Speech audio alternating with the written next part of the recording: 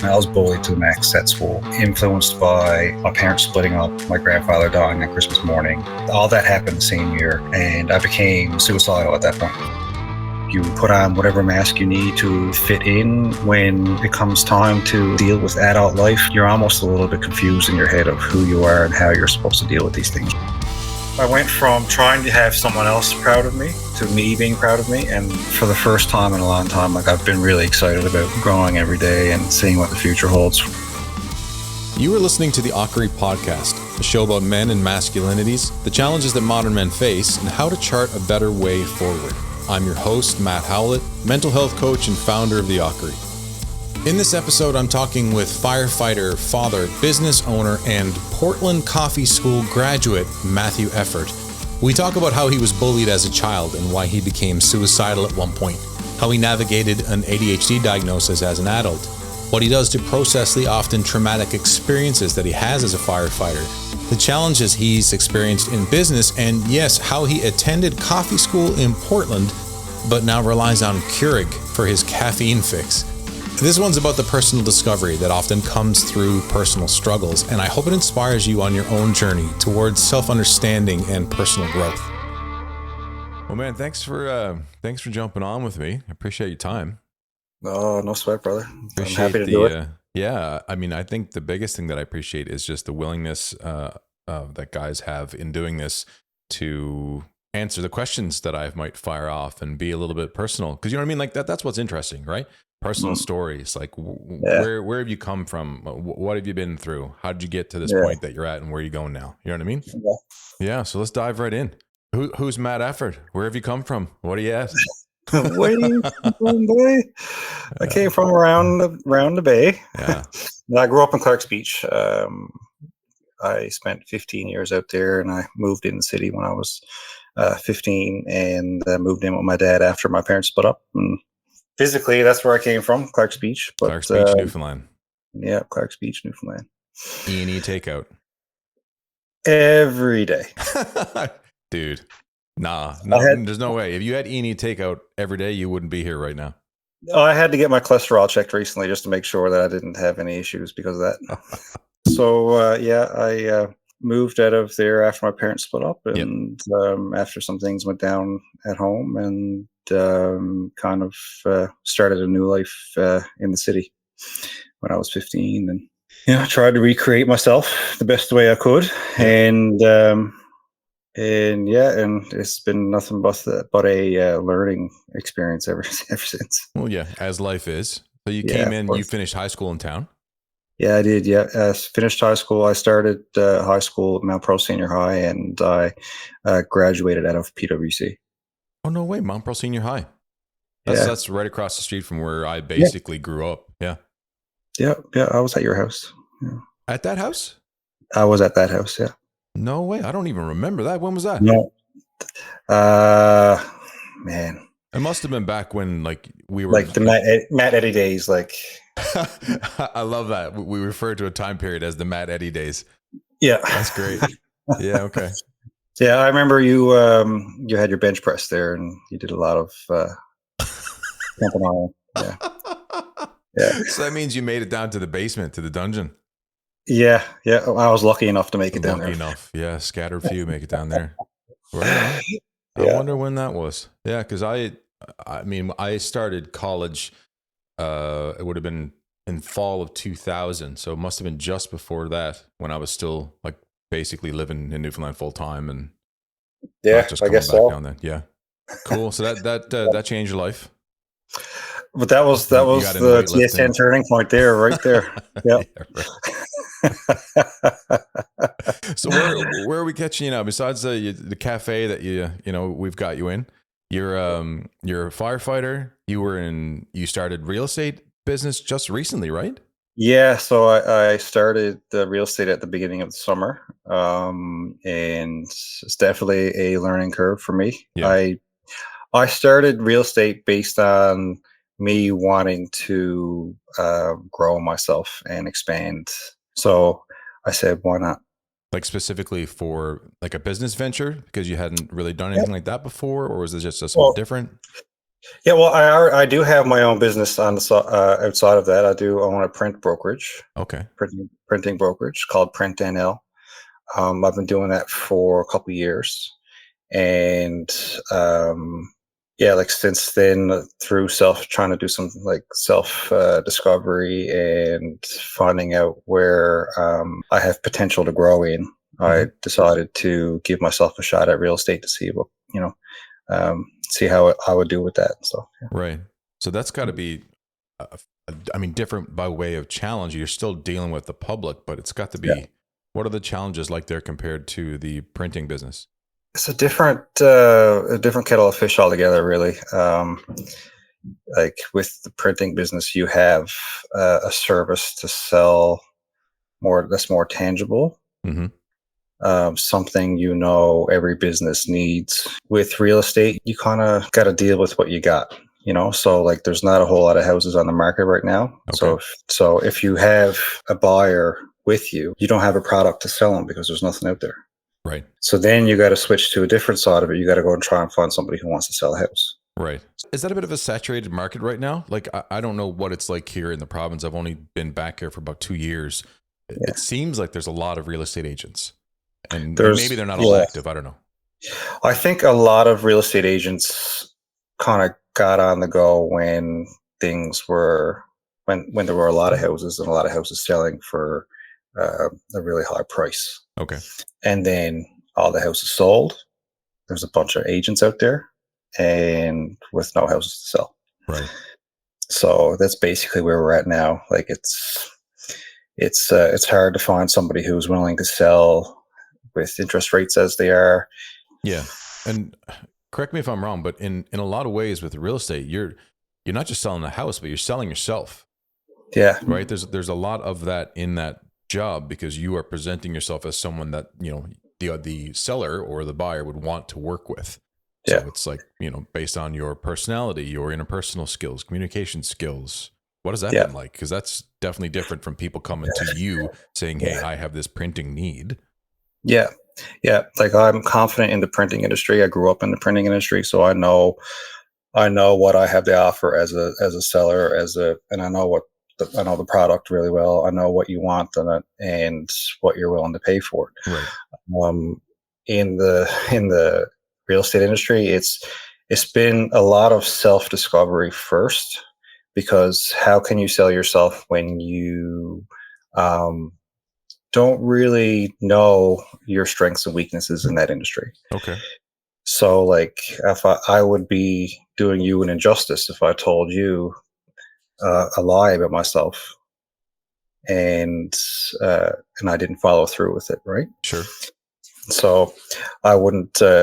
Me being a truthful person and honorable person, I'd sell you on my my known strengths, but those strengths might not work well for the real estate industry. You know what I'm saying? Yeah, I get that. I Yeah, think that is a great strength, though, to be that type of person, to be that type of yeah, person who values honesty.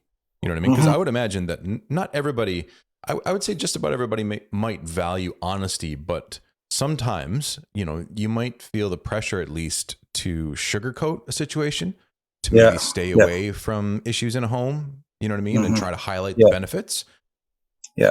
Yeah. And as a salesperson yourself, like I never liked salespeople who put on a front or who are fake. Right. Who I knew, like I know salespeople from a personal level. Certain salespeople as a person, on a personal level, and as a salesperson, and they're totally two different people. Okay. They're not authentic. They're not the same person. They're fake. And as a consumer, personally, I wouldn't go for that. Right. I would just no. I don't care. I don't care how many connections they have or how many houses they sell in the past. Like I just wouldn't go for that. Yeah. And so I would sell myself as someone who's authentic and integral and honest. And in exchange, I would probably have consumers that would who are the same type of people. Yeah, And it I makes I for get that. I think I've known people who also seem to change slightly in different contexts because I'm kind of like that. I'm a bit of an ambivert, and my wife points this out often because I don't think I've ever really met people that at least on a personality test level, that would be more introverted than me, but she Hmm. is. And she Yeah. points out often that I'm a bit more of an ambivert, but I become seemingly an extrovert in some situations, right? So hopefully that doesn't come across as fake, because I love people. I love meeting new people. I love Yeah. good Yeah. conversation, but I don't love small talk per se. I can do it for a bit, like to get to know someone, to, break Hmm. down that first bit of, barrier, whatever that Yeah. people have up when you get to know somebody. But I want to get into the deeper conversations. You know what I mean? I want to get to know somebody, and yeah. I'm So yeah, I similar. get that. Yep, I understand. Well, tell me more about what that process has been like then for you personally, because obviously you're starting something new. Everybody's going to have, say, a bit of a knowledge gap. You know what I mean? But if I was Yep. buying a house from you, I would much more prefer a person like yourself who is going to tell me, well, I don't know that. I don't have the answer to that question, but I'll go and find out. And I know that Hmm. I can trust you. I know that you're being real with me. So what has that process of personal discovery been like by getting yourself into this position? This is totally new for you. Yeah, it's been a bit of an eye opener in a way.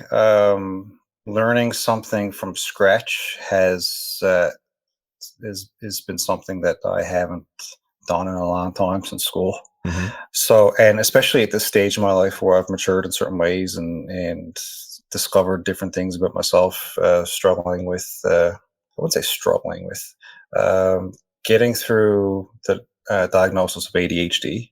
Okay, I didn't And know that. yeah, How? so that's When did that something I've happen? discovered about myself. I always wondered, especially the last few years when ADHD has been more talked about widely, Yeah. and especially as an adult, like adult ADHD. Yep.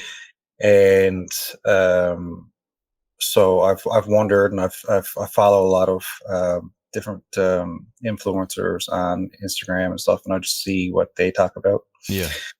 And so I recently, as early as a month ago, I did a very strenuous test at one of the hospitals here, Yeah. and discovered that yeah, I very well do have the ADHD. Wow, what was that like for you? I mean, for some people, now I speak to this as someone who runs ads on meta platforms for a client who is an ADHD coach. And I'll shout her out quickly, just even for yourself Yeah. and for other people.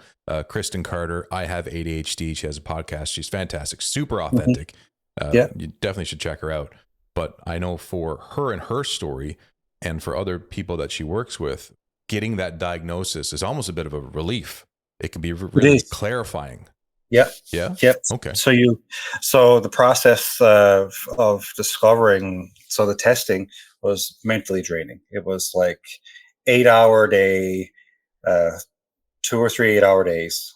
Wow. And it was a series of different tests that you would think are like from uh, children's building blocks to Okay. math equations to remembering stories and all these things, and then going back the next day for your 8 hours and trying to remember the things you did the day before and Yeah. all that stuff. And then they run it through their system, all the results through their system, and call you back for an hour appointment and lay it all out. And when I seen the sheet of paper and she laid out everything that wrote Yeah. The up, readout. Yeah. yeah, I said, "Holy cow! Like this is my whole life." Made Like, sense to you. Wow. yeah, everything was so like compulsiveness and or impulsiveness. I mean, I should say, Yeah. and inability to like focus on things for a long period of time, and like, I mean, you could look at my garage and know that I have ADHD because there's a lot of started projects and nothing finished. Like it's just like, Okay. Yeah. yeah. And like my wife would say, like, "What'd you do today?" "Oh, I had a great productive day. I cleaned the whole house and I cleaned all the bathrooms and all this stuff." And she would come down to the places like it was hit by a hurricane. Like it was just like Right. you think you're doing one thing, and then like from the outside looking in, like it's totally different. And it's because of the ADHD, right? Right. Because part of that, you can get hyper focused on Mhm. something, correct? Yeah, so I've done that multiple times, specifically in businesses. Okay. Yeah, like I wanted to start a label printing business, and I got hyper focused. I was so Hmm. dialed in for months. I was just so dialed in, and to a point where my decisions became impulsive. Okay. So, like, I wanted to spend that $30,000 on a printing machine without even knowing if I'll have the business to use it. Like, it Right. was like all these things, like taking like that amount of money out of our or putting it on our credit card and all that stuff without Yeah. even doing the homework or anything like that, only to take a step back after my wife kind of like sat me down and was like, maybe we should think about this before we spend the money. Right. I had the check written up and everything.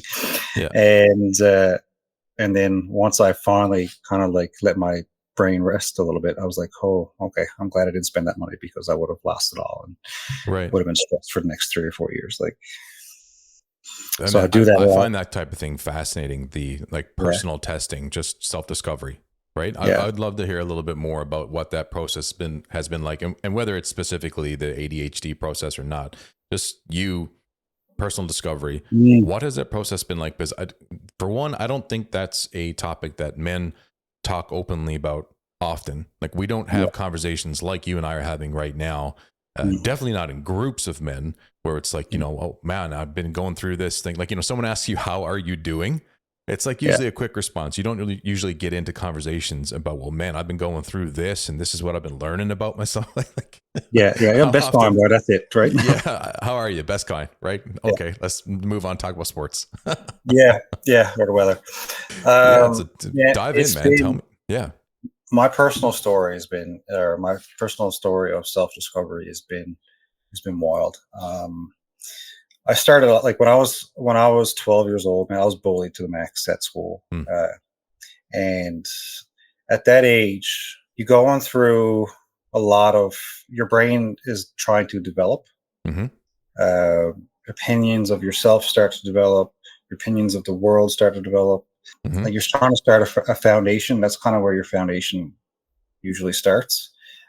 For me, it was influenced by bullying and influenced by my parents splitting up, my grandfather dying on Christmas morning. Okay. Like all that happened the same year, and I became suicidal at that point. So At grade what six, age? Grade grade six. six. Yeah, yeah, Wow. yeah. I was. I had a knife in underneath my mattress for the time when I thought I was going to slit my wrists, basically. Wow. So yeah. Um, and the years following that, it was tough. Like for the first 3 years, especially because my father wasn't home. He moved into St. John's, and I was living with mom, and that's a stage in life where every teenager is kind of struggling to discover who they are anyway, Sure. and they're just trying to fit in. They're just trying to make sure that everybody likes them. And for me, I found that hard because the type of person I am, I wanted everybody to like me, but nobody did. Really? Okay. I felt like nobody did because of the way I was treated. Yeah, I can definitely resonate with that. Yeah. Perception versus reality. Like Yeah. I often wondered, yeah, if I fit in, if I belonged, but Yeah. the case was quite different than what the perception was. But yeah, sorry, carry on. And I couldn't escape the bullying or because I was in school, I was attacked constantly, and then I come home and the same people that were in my school would live in my same street, and every single thing that we did, whether it be playing street hockey or uh, going and playing in the woods and stuff, it was always uh, effort poked underneath the old mattress with trees on top of them and boys jumping on top of the trees, like, Oh my god. like like stuff like that. And even in my own house, sometimes they'd end up in my house and I didn't even know because my parents worked in the city till like 6:30.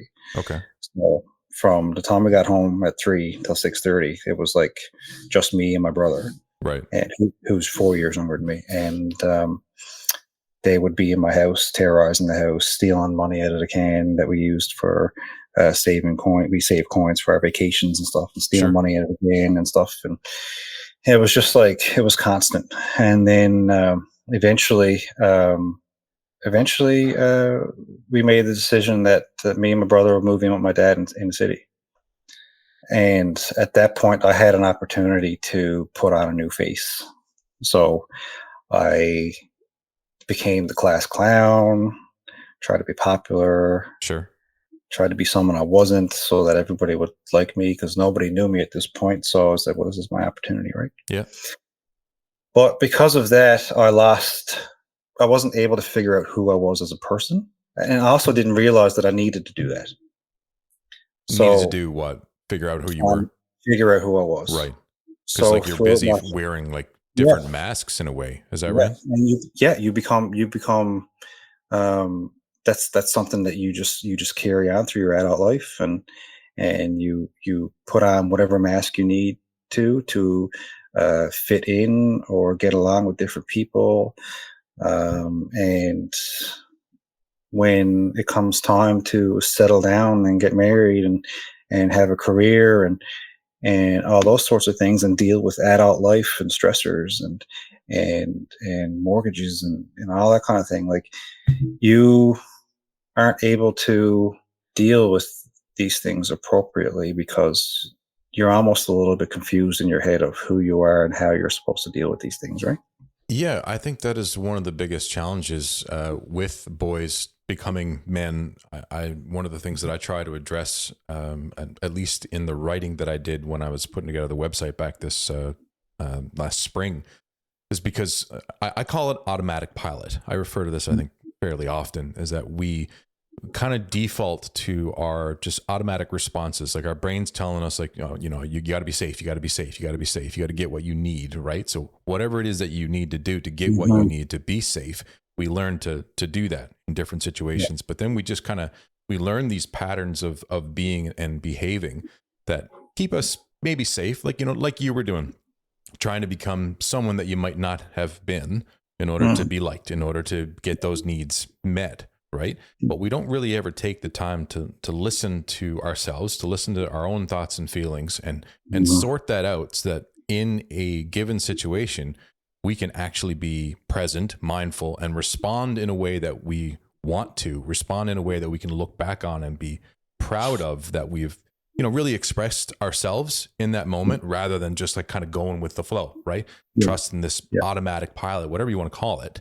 Yes, yeah. And I find that's why we wake up often as men with situations like you've described in our 30s, 40s, whatever it is. Sometimes it's because of, lost position at work, financial struggles, relationship struggles, whatever it is. And we realize, oh, like some of these things just weren't my decisions. You know what I mean? It's not really what I would have liked to have done. Yeah. Does that make sense to you? Oh, total sense. And, taking that time to realize that you need to learn more about yourself is a big thing, and that one split decision to say, is this really me or is this a form of me that I've created over the years that's not real, Yeah. and We're not taught how to do that, right? It's not like it's taught in high schools or even in the churches that we grew up in. Yeah. You know what I mean? Even I think in some way that the churches do a disservice to young people because they are teaching you to try and be a certain way rather than helping you to discover who it is that you are. I feel like one of the things that we didn't do when I was in that world was helping students really understand themselves better. You know what I mean? Instead of just pushing them towards, these religious, faith-based ideals. Sorry, I could rant. You missed the man. This is that's a totally different podcast, I think. Yeah, that's sure. So tell me a little bit more then about what that has been like for you recently, then, because you've obviously been on this journey of self-discovery, and that is, been life-giving. I'm sure, and it feels like restorative and good. And just talk to me a bit more about that. So I really hit the path of self-discovery hard in the last few years. Like I'm 39 now, and a lot of it came through life. Like it started because of life struggles, because I found that I wasn't that version of me wasn't able to deal with life struggles anymore. But at the same time, I knew that I had it in me to do it. So I had to really hit hard who I am as a person and what I wanted to be and who the best version of Matt Efford is. Right. So So part I, of that was the ADHD like process, figuring yeah, that out. yeah, figured that out, and that explained a heck of a lot of things why I did certain things over the last 20 years of my life. That Mm. whole ADHD diagnosis, and so a lot of that is a lot of this is really really recent stuff. So. Yeah, so noticing different patterns that I've made relationship wise, career wise, um, purchases, and all these things that really made life complicated over the years. It was all influenced by ADHD. I wouldn't say it's all because of ADHD, but it's all influenced for the most part by ADHD. Yeah. And um, aside from that, um, having the drive to push myself to be better in every aspect of life was hard for a long time. Yeah. And um, but once I started making small steps, it became easier and easier. And that's all I want to do now is just grow me, be the best version of myself every day. Yeah. Hit the gym and do whatever you got to do to be the best version of myself. Even spiritually, like, listen, man, I'm probably in the same boat as you. A lot of us who grew up in that era, uh, Christianity wise, church wise, we're all kind of in the same boat, a bit jaded in ways, and got some of us got a sour taste in our mouth from certain things, and Mm. but Yeah, I get that. I have to push back on that one a little bit because I don't think that I'm jaded. I don't think that there's like a sour taste. There's definitely parts about it that I know don't fit for me anymore. But I feel like it's been a process. There was definitely periods of time where I was mostly, I think, angry with myself for allowing it to go as long as it did, and for not being myself in certain situations, not speaking my mind. But I feel like I've been able to take the good from that, because there's a lot of good. yeah, You know what I mean? The way yeah, that I grew up, what I learned, what I was taught to believe.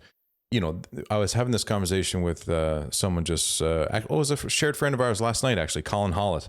I was on his podcast. Yeah, Tell Me More podcast. I had a good time, and we just talked briefly about the similarities between the different world religions, and in a very basic way, they're pushing you towards self-discovery. They're pushing you towards being a better human. You know what I mean? mm-hmm. And that's, I think, what I've taken from Christianity. Because I mean, I like Jesus. I Yes, like the way that the man is depicted in the New Testament, and yeah, how he lived his life, how he responded in situations, how, like, the church would call it righteous anger, but how yeah, he displayed anger in probably like a very healthy and productive way, rather than just like lashing out because he was hurt or because he was sad. And you know what I mean? yeah, yeah, Yeah. So and that's kind of the way that I've been looking at it, and that's been a few years, but it's been a bit of a process for sure. yeah, There's lots to yeah, work through when you grow up in a very bit of a cloistered, social sure. setup. You know what I mean? Yeah. And we all got different stories too, right? We all have different experiences and stuff. Oh, 100%. Yeah. Yeah. I've talked to a couple people that grew up in a similar context as me, but their story, like their experience, has been quite different, Mm-hmm. far more traumatic. Oh, yeah. I've heard a couple stories just in the past year. But yeah, talk to me more about the day to day. You mentioned working out, going to the gym, or working out at home. Like, what are the habits? What does this personal discovery look like on the day to day? For me, it starts with a walk, honestly. Okay. I, I get up in the morning and I go for a walk. It's about 4 kilometers long. It's not a huge walk. I stick my AirPods in and I turn on a couple of my favorite podcasts, and I just walk, and everything just sinks in, and it sets me for my day. First one Like, is the Ockery. First one was the Akri. The second one is the Akri. Third one is Ed Milet. And Who's that? Ed Milet. You ever hear him? No. Oh man, you got to listen to him. He's incredible. What is it about the walk specifically? Is it a nice area that you're in? Is it just the peace and quiet?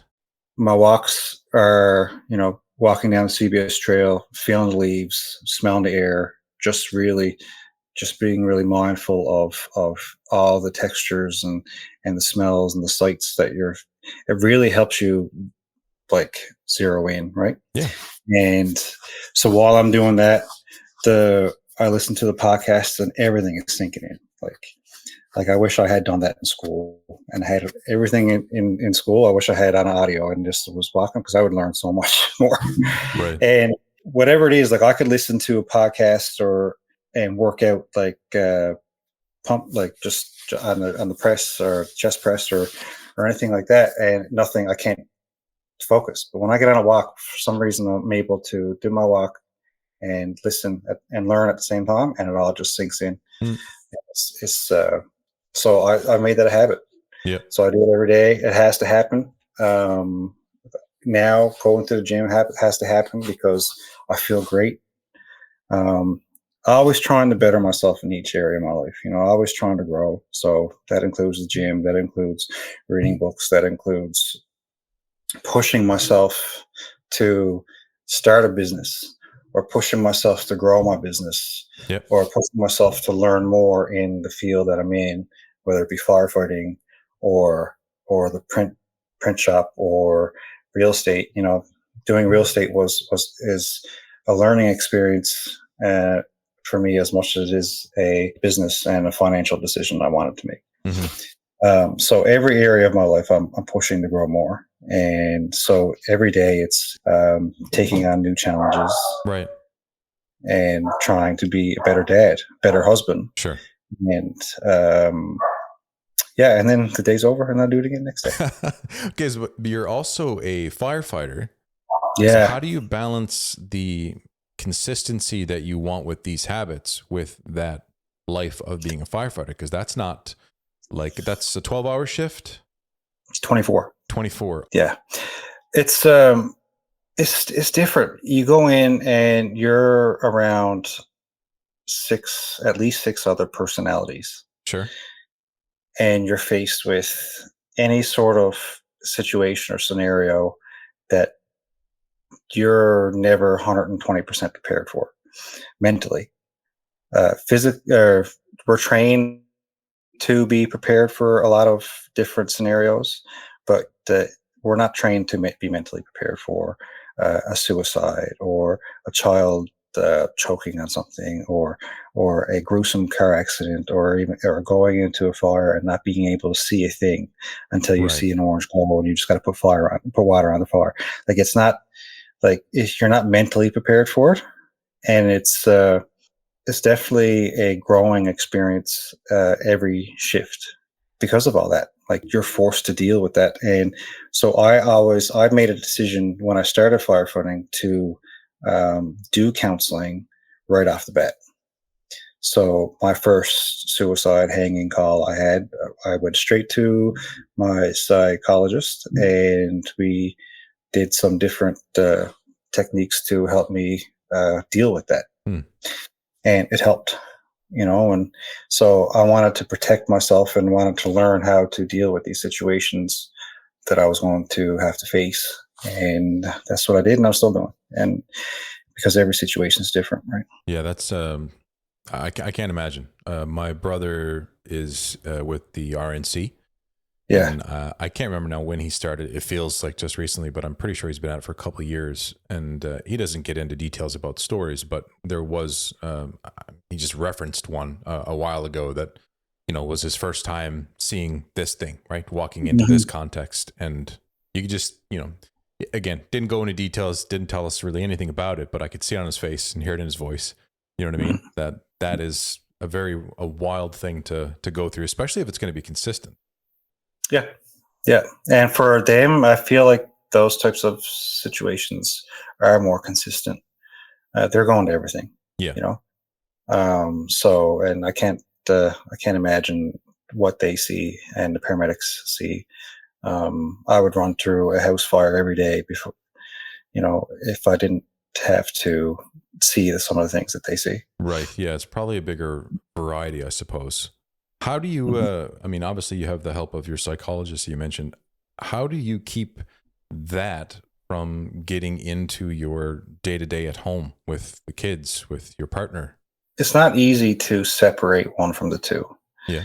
No, it's not easy to come home and be normal or be the man you need to be or be the father you need to be. But I've somehow, by the grace of God, I've learned how to come home and turn it off, quiet the noise in my head. And a lot of it is, I think, might be the practices that I've put in place, like the mindfulness walks and the working out and the readings and stuff. I feel like a lot of that has helped settle my mind. Mm-hmm. I don't know even if ADHD has had an influence on that as well, like being able to forget one thing to move on to the next. Okay. Like, so I wonder if that has kind of helped me in a way as well. Being able But to compartmentalize, you think a bit better? yeah, I guess, yeah. So Okay. we've in my counseling, we talked about a way to uh, put things in a mental box and put it on a shelf. So you imagine yourself in an empty room. There's a shelf. Yep. There's one box. That one feeling that you have, or that one scenario that you went through, or the whatever it is that say that I went through as a firefighter. Say it was a traumatic accident. Take that whole scenario scene, put it in a box. Imagine yourself putting the cover on it. Yep. Imagine how the box feels. Imagine what the room looks like. Take that box, put it on a shelf, and then imagine yourself backing out of the room and leaving it there. And that, like, you take that practice and put it into play in a bunch of in for a lot of your traumatic scenarios or scenes or whatever, and like it'll help you get through uh, life. Yeah, and to be clear, like that type of practice, like that is common. It being able to compartmentalize but not suppress. So Yeah. being aware of what it is that you're feeling, setting aside because you recognize that it's a strong emotion, and in the moment you can't really allow yourself to go into that. Right. Hmm. Yeah, because that's the key difference, and I think the key thing for men, especially because we tend to suppress rather than go back to it later. And Yeah. I remember I had a very similar conversation in my late 20s, I think it was, with a psychologist. That same type of practice, same type of habit, same type of tool or technique, whatever you want to call it, of compartmentalizing, we'll call it. But for the purpose of getting through that high stress, high emotion situation so that I could, perform, be the way that I want it to be, but then go back to that later. Yeah. Has that been the process for you?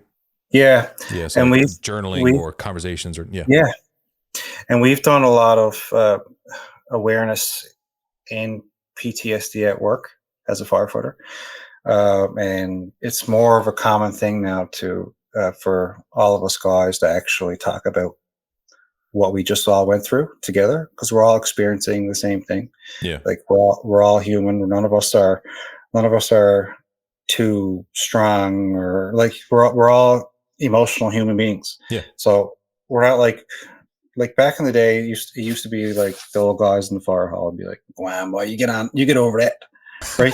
Yeah, on Right. to the Yeah. next one. What are Yeah. you crying for? Like it's just like one of those things. Like, Yep. but now everybody, it's very commonly known now to okay, we just went through something traumatic together. Yeah. Let's sit down together. Let's talk about it. Let's hash it out. Let's actually open up and tell each other how we feel about these things. And we actually do that now, and it really works wonders. Yeah. You're not offloading on your wife when you come home. Or not suppressing it and having nightmares at night. You're dealing with it right there and then with other people that are experiencing the same thing you are experiencing. Yeah. Because if we don't, it'll come out one way or another. Yeah. Yeah. I read a great book. The guy's name is, I'm hoping I pronounce it correctly. Every time I say it, I feel like I'm doing it wrong, but Bessel van der Kolk. Kook, Vander Koch. And Good job. what's that? Good job. I hope I did a good job. I don't think I've ever heard the name said, right? So it's like, but the book is fantastic. It's called The Body Keeps the Score. And it's basically about what you just said, like the reasons why we do what you just said. Because if you compartmentalize and suppress, you know what I mean, and never go back, never allow yourself to feel the feelings, it's going to come out one way or another. The body keeps the score. Doesn't matter how small or how big we might perceive the experience to be.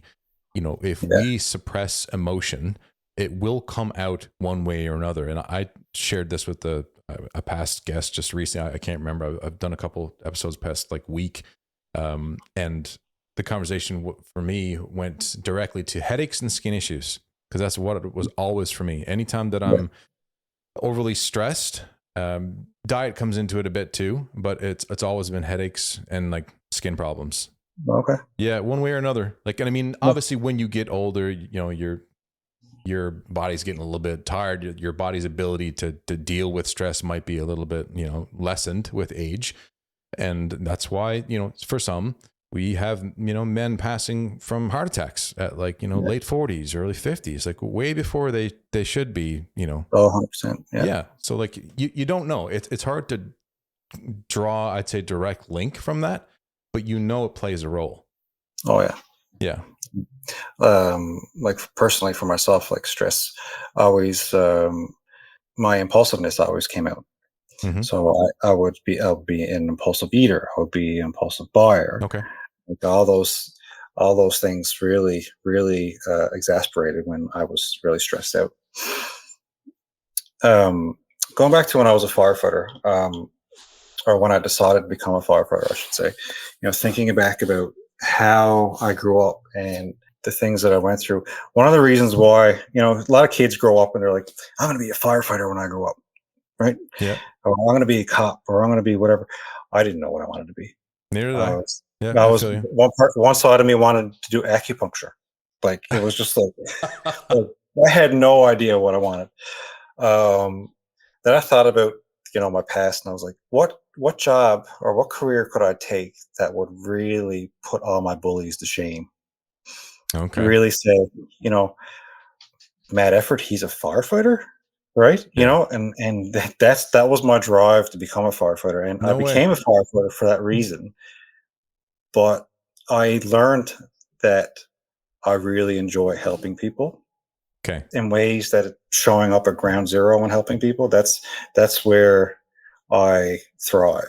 Sure. And I've learned that about myself. So I went from trying to have someone else proud of me to me being proud of me. And like that was a big realization over the last, I've been firefighting since 2013. So over the last 10 years. Yeah. Yeah. That's a far healthier goal. Yeah. Yeah. Yeah. And that goes back to what you were saying about mindfulness. You want to be connected to your experience. You want to be connected to your feelings, your needs, and ensuring that, you know, in high stress situations, you are responding in the way that you would want to respond. Right? You know, it's not about making other people think a certain way about you. The main thing is, what do we think about ourselves? Like often, like men can go into self-criticism. We beat ourselves up because we feel like we're not creating the perception that we want in other people. You know what I mean? Yeah. But if we can just focus on what we're thinking, what we're feeling, get to know ourselves as you have done and continue to do, that's where like the healthy journey starts. You know what I mean? Yeah. That's how you take care of you. Like that's self-care. Understanding who you are, what you want out of life, how you want to express yourself, not worrying so much about what other people think. It's interesting. I find it like it's information, what other people think. Obviously feedback and, you know, that can be helpful, and, you know, you can't be objective with your own self, but that's great. Yes, it's great. It's a great journey. And for the first time in a long time, like I've, you know, been really excited about growing every day and seeing what the future holds for us. And, you know, I hope that someday I can be there for somebody else and show them how to do that journey themselves, because a lot of people are stuck in the same rut that I was stuck in. and don't know how to get out of it and don't realize they're even in it. Yeah. So I hopefully someday I can help some other. Well, I mean, in some small way, you're doing that right now. You know what I mean? I hope that everybody that I talk with as part of this project understands that that's the whole goal here, right? These conversations, like, for one, they don't happen often, so it's great to have them and hopefully inspire people, as a baseline.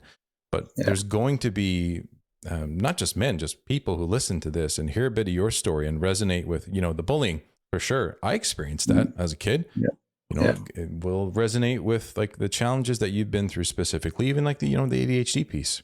You know what I mean? Yeah. And find a sense of belonging there, a sense of encouragement, a sense of inspiration, whatever that might be. Our stories are powerful. You know what I mean? Yeah. Again, that's something that I flash back to my church days. We always used to talk about the power of a testimony, right? It's just the power of your story. That's all it is. Like, remove the religious aspect. And that's what it is. It's the power of your story, what you've been able to come through, and the decisions that you've made to bring you to where you are today. Yeah.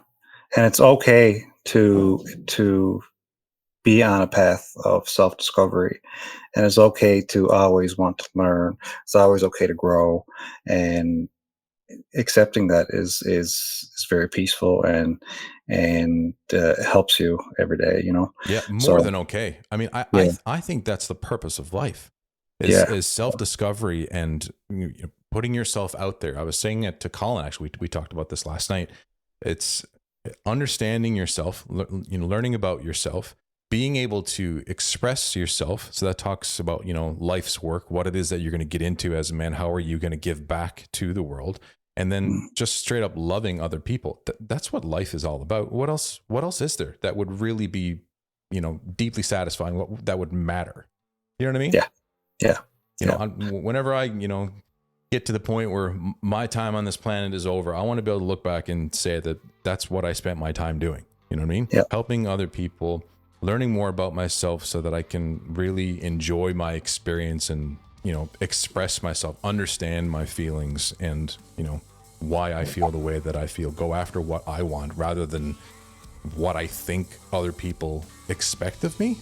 You know what I mean? Because I did that for a period of time. Yeah. And that's coming out of that is great. Yeah. Thank you for listening. I hope you found some value in this episode. If you have, be sure to share the Ockery podcast with a friend and subscribe wherever you get your podcasts. You can find the Ockery on socials at The Ockery and on the web at theockery.com.